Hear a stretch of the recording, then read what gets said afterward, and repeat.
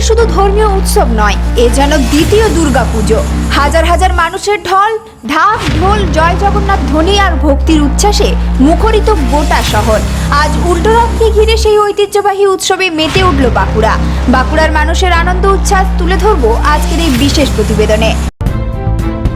নমস্কার বন্ধুরা, আপনারা দেখছেন voice of Bankura, presented by Astrogems, গ্রহরত্নের জগতের বিশ্বস্ত সেরা নাম। বাঁকুড়ার অন্যতম ঐতিহ্যবাহী ধর্মীয় উৎসব হলো জগন্নাথ দেবের রথযাত্রা।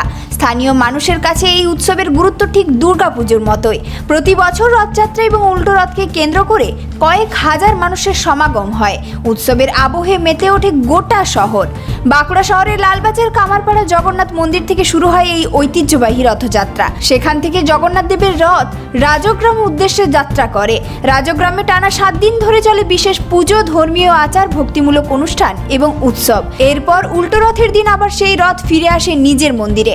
বুধবার উল্টো রথ উপলক্ষে সকাল থেকেই ভক্তদের ঢল নামে। রথের দড়ি টানতে ভিড় করে নারী, পুরুষ, বৃদ্ধ থেকে শিশু, সব বয়সের মানুষ। চারিদিকে ধ্বনিত হতে থাকে জয় জগন্নাথ। ঢাক, কাসর, শঙ্খধ্বনি আর হরিনামের সুরে উৎসব যেন আরো প্রাণবন্ত হয়ে ওঠে। অনেককে ভক্তির আবেগে নাচতেও দেখা যায়।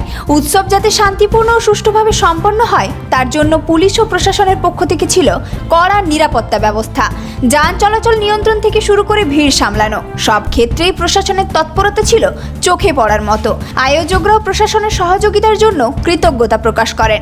ধর্মীয় বিশ্বাস, ঐতিহ্য এবং মানুষের আবেগ সবকিছুকে এক সুতোয় বেঁধে প্রতি বছরের মতো এবারও বাঁকুড়ার উল্টো রথ উৎসব হয়ে উঠল সম্প্রীতি, ভক্তি আর আনন্দের এক অনন্য মিলন মেলা। বাঁকুড়ার মানুষের কাছে কেন রথযাত্রা গুরুত্বপূর্ণ দুর্গাপুজোর মতো, শুনুন আয়োজকদের মুখে। ইসকনের শিষ্য আমাদের রথের আনন্দ মানে এটা আমাদের দুর্গাপূজা।